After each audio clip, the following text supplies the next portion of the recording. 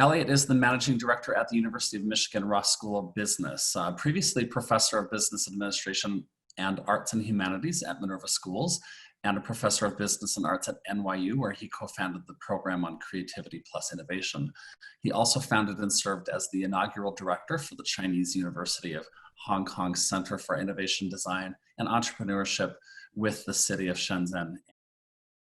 So I was asked to basically put together a talk and a discussion on really how to form a rapid response team.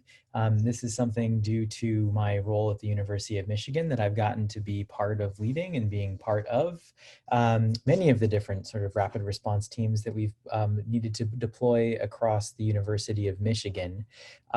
Ultimately, in terms of making sure that we are thriving over the hopefully what was the spring semester, and now we're into the summer semester, and then as we're rapidly preparing for the fall.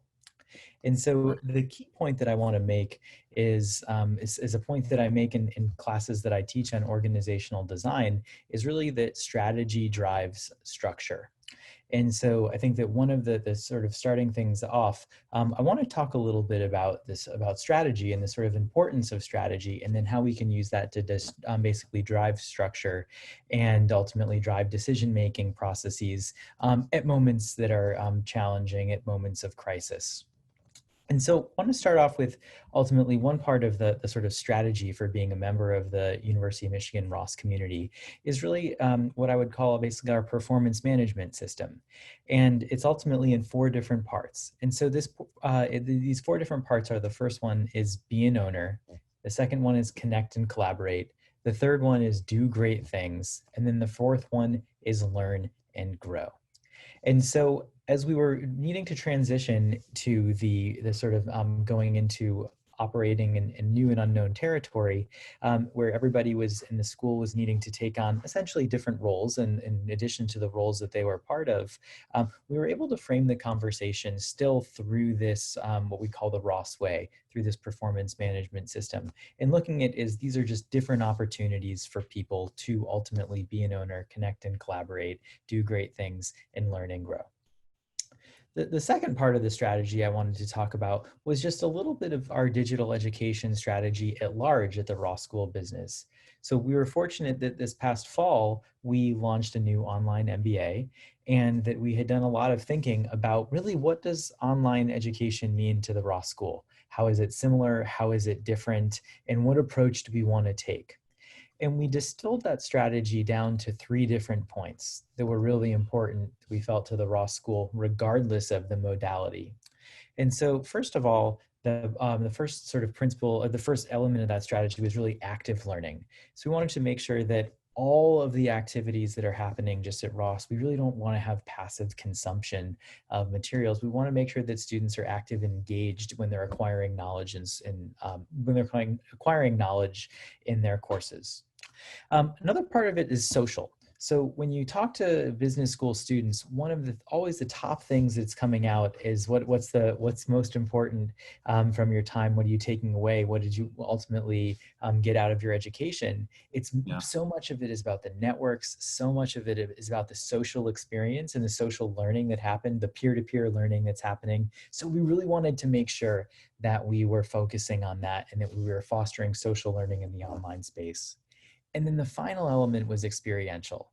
And so action-based learning, experiential learning, is something that Ross pioneered in the 1980s in the multidisciplinary action programs, also known as the MAP programs. And those are essentially where MBA students go on different consulting projects around the world with real companies, and they focus on real problems. And at the same time, they have expert faculty mentorship and curriculum around it, so they're able to get they get an opportunity to apply the theoretical frameworks, the materials that they're learning in the academic world, to the real world with expert feedback from faculty members. And so what we wanted to do is making sure all of the decisions that we were making about what we're going to be doing in online education are really around these 3 different points of active, social, and experiential learning. And so those are the first 2 parts, I think, of this from a strategic point of view, that were really important in putting things together. The final part were some guiding principles we wanted to put together that are all also relate to the different strategy that we had. And the guiding principles that we made just apparently clear to every single person at every single meeting pretty much that we have about these. Maybe the first one is protecting our people. So really wanting to make sure that we're keeping current faculty and staff employed and healthy, access to health benefits, so on and so forth. So that was the number one guiding principle for what's going to drive all the decision making. Number two is delivering on the academic mission. So really wanting to ensure that we're focusing resources on excellence in education and research. In other words, activities with most value and impact. The third guiding principle was engaging and connecting with our community. So we wanted to ensure that everybody was ultimately continuing engaging and connecting across all stakeholders, internal stakeholders and external stakeholders, and then really identifying and meeting community needs. And then the final one is, while we were turning into this moment of crisis, we still wanted to make sure that we were going to be investing in long-term excellence. So really preparing to rebound stronger and take advantage of future opportunities. For example, key strategic initiatives, reputation. And one of the key strategic initiatives at Ross right now is online, is digital education. And so we're trying to use this as an opportunity and really frame this as positively as possible to make sure that the school comes out on the other side of everything that is happening stronger than when it started. So any questions there? Anything that maybe I can further clarify for you, Michael? No, this is really interesting. I actually if any other schools are listening and want to share, I was curious what others might have as far as something that's similar to the Ross Way, because that makes a lot of sense that you would kind of graft onto that. Sounds like that was really helpful for you, maybe in a way that you weren't expecting when you had been designing and using it before everything kind of happened. Yeah, and I think that it's one of the main points to not overlook is one never knows when a crisis is going to happen, so you can never be too prepared. And so Yeah. this is something that while we were not certainly, and no one's ever counting on a crisis taking place, at the Ross School, we also have been for the past couple of years, is going through a variety of positive changes that are required for digital education. And so since we have been going through this process of change, it was basically, we were an organization already in motion. We weren't basically in a sort of point of stasis and then needing to start up and needing to be I thinking see. about this, but we could use the current momentum that we had, and we would also be able to go forward. So on that, I want to get maybe a little bit more tactical on how we actually started doing what we were doing. And I will just take a moment right now and I will share a screen. And I'm curious, Eliot, as you do, and maybe you'll touch on this in a little bit, but I like how you said that you were in motion as an organization. And any thoughts on those who I can imagine some here or some listening to this aren't so much in motion, that they were working on other initiatives and priorities, and this was kind of surprise. So anything that you would say to that as we're talking here as well. Yeah, I think that, so just on that point, and it's really so many of these different things are really basically, I think, much of it comes down to framing, and also much of it is coming into kind of making a case for change at large. So for those that are ultimately needing to, think that they were in less motion than we were at the Ross School at this time, thinking about just any sort of change management framework that needs to be used. There's many out there. Cotter is a popular one. But the most important thing is really just thinking about, making the case for change. Are you changing for crisis? Are you changing for opportunity? And in this one, it could be framed as ultimately both could be one and the same. Making change for crisis is relatively easy to get people motivated. And this is definitely one of those opportunities. But we also wanted to really frame it as ultimately, this could be a great change for opportunity through the Ross Way for personal development. So again, opportunities for everybody to learn and grow in new ways, connect and collaborate in new ways, so on and so forth. And at the same time, leaving the school, leaving their institution, wherever one's at, in a better place. That's And so so interesting. And Eliot, and I wonder if you want to parking lot this question as you start to get into the scenario planning. From Ronnie, that was, I wonder how the university got buy-in from faculty around the principles that you described. Um, And so I think that these principles ultimately were long-standing. I think that, you know, all of the principles and all of the strategy were ultimately things that have been discussed. So again, since we were in this process of making change, we've had a lot of this material ultimately together. And it was ultimately a matter of, I think, framing for the current situation in the context. We had the strategy for the school. We've had the digital education strategy. We've had these different principles that sort of guide our decision making at large. And it's really resharing a lot of material with people, constantly recommunicating what is already there, and then just putting everything up front and center at the beginning of many of the meetings that kind of followed. Yeah.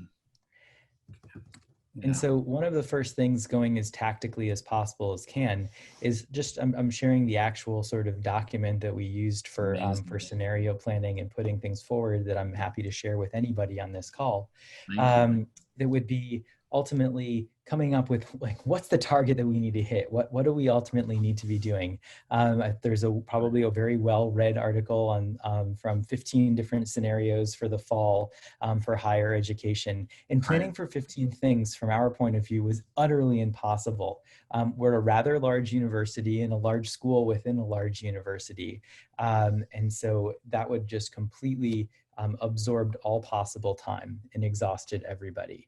And so what we did is basically just kind of distill down to the 4 most likely, or the 4 scenarios that kind of have all of the different elements covered. And those 4 are up here. So we've got residential with a compressed timeline, residential with some social distancing, physical distancing, residential and online, and then fully remote. We knew how to do D, and it was relatively easy. So the conversation was, how can we do D better? And we also have a pretty good idea on how we could do C and D put together, because we know the residential thing. So we'd have to figure out what residential would look like there with online, but not too hard.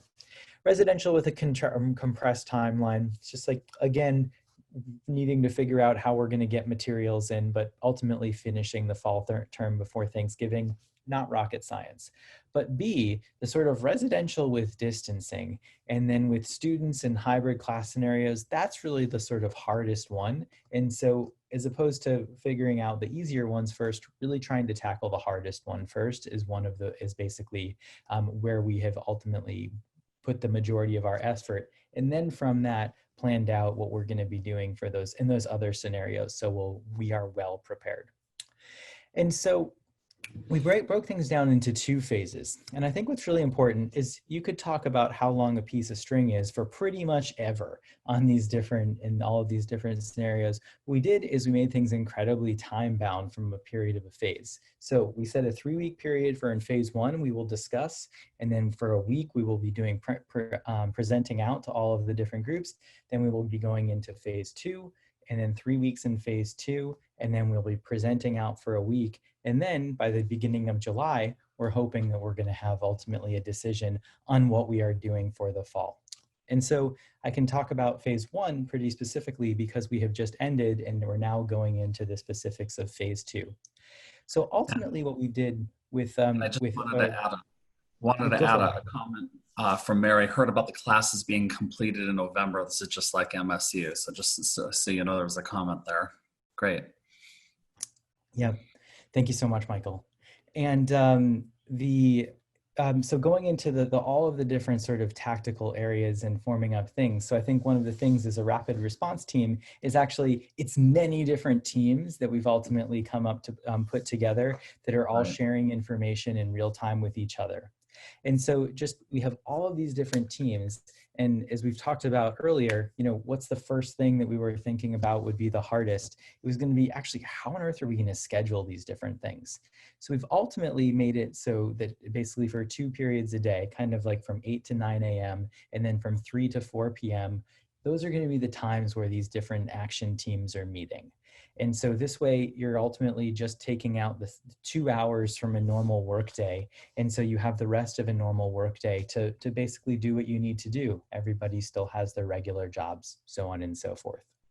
So kind of going through this incredibly quickly, We just broke it down to a continuity, basically an academic continuity and operations and instructional technology, different stakeholders, really just breaking it down by all of the sort of key areas. So thinking about current students, alumni, faculty, and staff, different program offices. Since we're a business school, our career development office is of critical importance.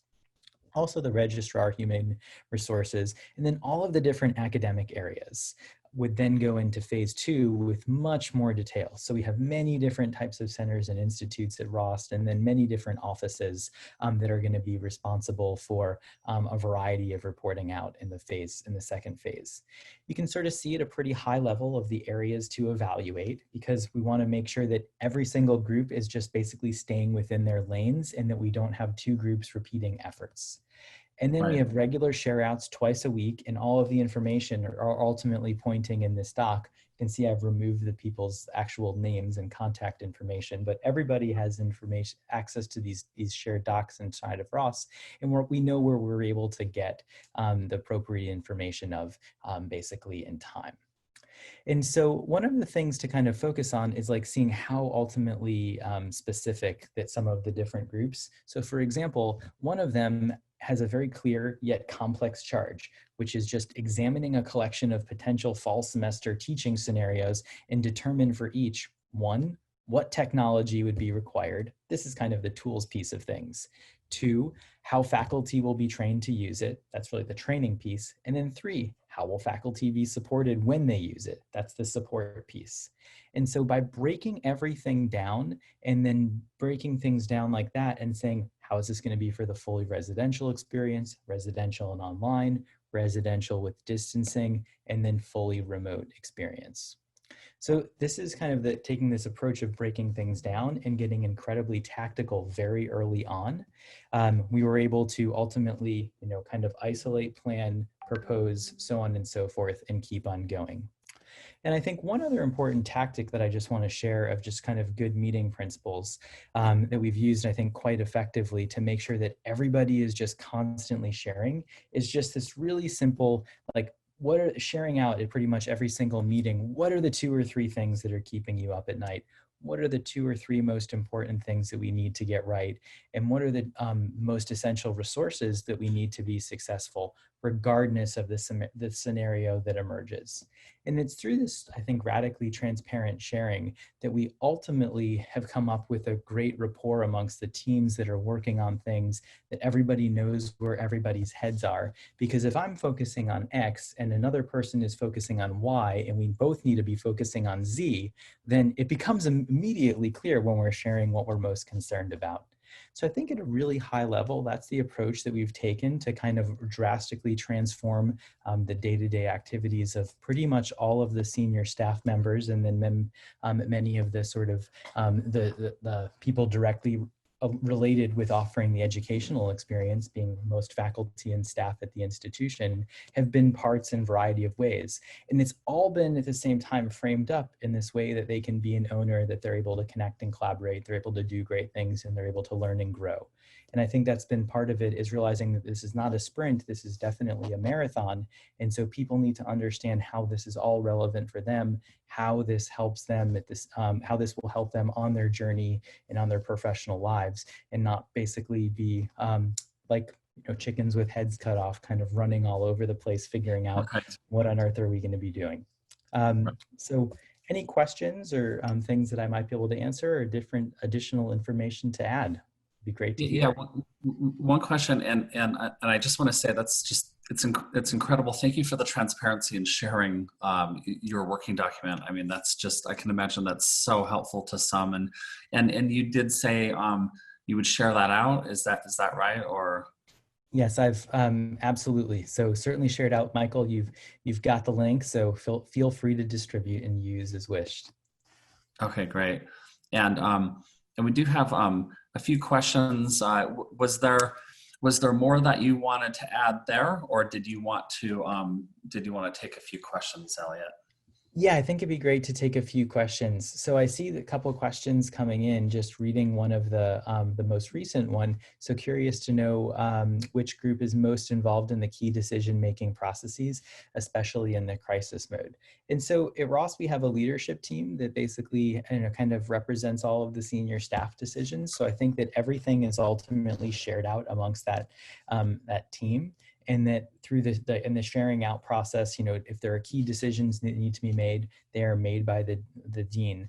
And at the same time, we do like to, I think in a lot of the different, basically the working groups, the way that we just function regularly at Ross is for a super majority of the time, many of the different sorts of changes ultimately feel like these are everybody's own decisions, because everybody has been so much part of the process. So you make a presentation that that you have rigorously put together and discussed with a team of people, and then you present for feedback, and you're either going forward with that presentation or you're kind of going back for more feedback for improvement.